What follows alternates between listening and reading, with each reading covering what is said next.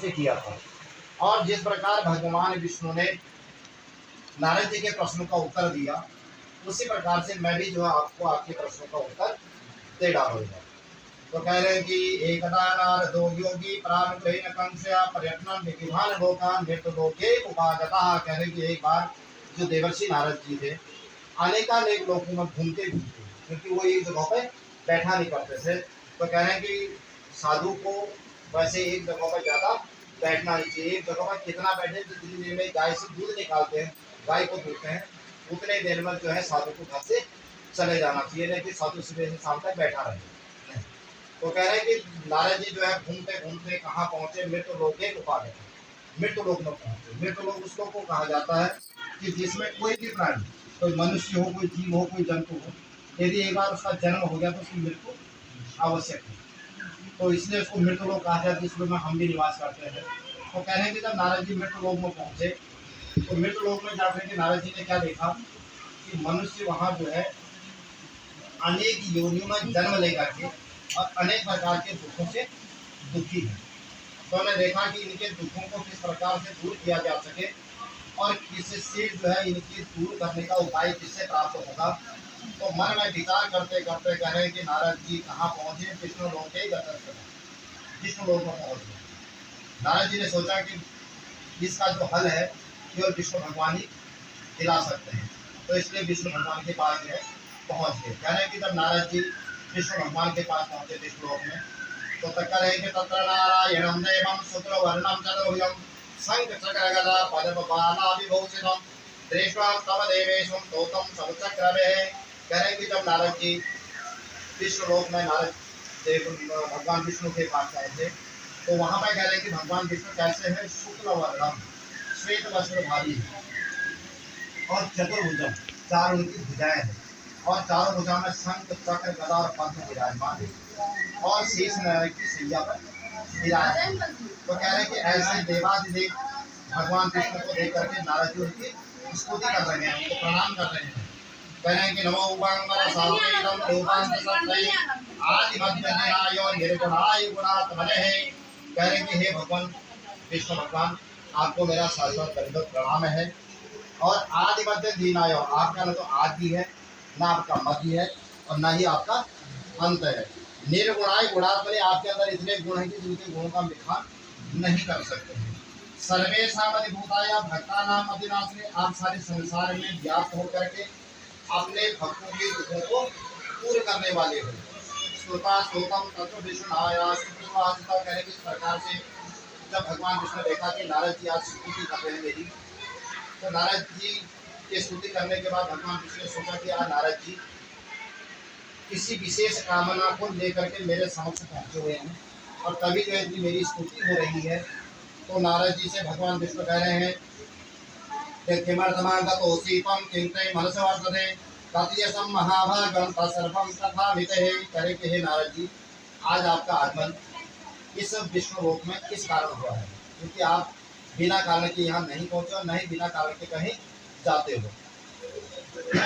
तो कह रहे कि आपका कोई विशेष कारण रहा होगा और उस कारण को मुझे जो विस्तार पूर्वक बताने की कृपा करें। तो नारदो वाचो, नारद जी कह रहे हैं कि मृत्युलोके जन सर्वे नाना क्लेशमन्विताः नाना योनि समुत्पन्ना पंचते पाप कर्म भी। नारद जी कह रहे हैं कि हे भगवान, आपने बहुत अच्छे अपने मन में विचार रखे। कह रहे हैं कि मैं जब घूमते घूमते जब मृत्यु लोक में पहुंचा, तो मैंने मृत्यु लोक में जाकर के देखा कि वहाँ पर मनुष्य जो है अनेक प्रकार की योनियों में जन्म लेकर के और नाना प्रकार के दुखों से दुखी है। तो उनके दुखों को किस प्रकार से दूर किया जा सके, उसी के निदान के लिए मैं आज आपके समक्ष पहुँचा हुआ हूँ। कह रहे हैं कि कोई छोटा से छोटा एक ऐसा उपाय बताइए कि जिससे मनुष्य को अभीष्ट फल की प्राप्ति हो। तो विष्णु वाचः साधु पृष्ठं तया वसं लोकानुग्रहेण संशया यत्र तामुच्यते मोहं तस्य शून्यं वदामि। भगवान विष्णु कह रहे नारद जी से कि हे नारद जी, आज आपने एक साधु होने के नाते अपने मन में काफी अच्छे विचार उत्पन्न किए हैं। कहते हैं कि साधुता प्राप्ति कराने वाला है, सौभाग्य शक्ति क्रम सौभाग्य की प्राप्ति कराने वाला है, और कोई संतान है तो उसको संतान की प्राप्ति कराने वाला है, और सर्वत्र विजय प्रदम, और अंत में जो है सारे संसार में विजय दिलाने वाला है। इस प्रकार से कह रहे कि भगवान सत्यनारायण का व्रत है। कह रहे कि यस्मिन तस्मिन दिने कृतो भक्ति श्रद्धा में, इसके लिए कोई निश्चित दिन नहीं है। जब एक मनुष्य के पास भक्ति भाव हो तब वह जो है इसकी पूजा कर सकता है। वैसे विशेष करके कह रहे कि भगवान सत्यनारायण का जो पूजन है सायंकाल के समय में होता है। लेकिन कह रहे कि भक्त के पास सायंकाल के अलावा भी कोई समय सूझता हो, जरूरी है कि उसके पास सायंकाल का समय हो। जिसको सायंकाल नहीं जाना उसको सुबह का टाइम हो, तो सुबह भी जो है भगवान का पूजन कर सकता है। उसमें कोई विशेष हो नहीं, जिस समय चाहे उसको भगवान का नाम ले सकता है। और सत्यनारायण देवम निजम निशा मुखे ब्राह्मणे बंधु वेचैवो सहितो धर्म तत्परः। अब किस प्रकार से इसका पूजन करना चाहिए? कह रहे कि सर्वप्रथम अपने बंधु बांधवों के साथ जो है अपने घर में ब्राह्मणों को बुलाएं और ब्राह्मण का पूजन अर्चन करें और उसके बाद जो भगवान का पूजन अर्चन करें। क्योंकि कहते हैं कि देवाधीनम जगत सर्वम मंत्राधीनम से देवता दे सर्वा मंत्राधीनम तद ब्राह्मण देवता। ब्राह्मण को देवता इसलिए कहा गया है क्योंकि देवाधीनम भगवान के अधीन जो है सारी संसार है। सारे देवालय में जाते थे और वहाँ पर भगवान का पूजन अर्चन करके जो भी उनसे बनता था वह दान किया करते थे। और कह रहे हैं कि उनकी जो पत्नी थी वह सरोज बदना थी। जिस प्रकार से कमल जो है बहुत खूबसूरत होता है उसी प्रकार से उनकी जो पत्नी रूपवान थी। तो कह रहे हैं कि अपने पत्नी के साथ मिल करके भद्रशिला नदी के तट पर वह जो उल्कामुख नाम का राजा था भगवान का पूजन अर्चन संपन्न कर रहा था। तो कह रहे हैं कि जब वह राजा अपनी पत्नी के साथ मिल करके वहाँ पर पूजन अर्चन कर रहा था तो कह रहे हैं कि एक साधु नामक बनिया व्यापार के लिए वहाँ से नाव लेके गुजर रहा था। तो जब गुजर रहा था तो उसने देखा कि राजा जो है अपने पत्नी के साथ मिल करके बड़े भक्ति भाव पूर्वक नदी के तट पर जो है पूजन अर्चन कर रहा है। तो उसने मन में सोचा कि राजा के पास तो किसी प्रकार की कोई कमी नहीं है, हरियाणी की नहीं है, धन की नहीं है, प्रजा की नहीं है, लेकिन राजा फिर भी जो है अपने भक्ति भाव से पूजन अर्चन कर रहा है। तो किस लिए कर रहा होगा?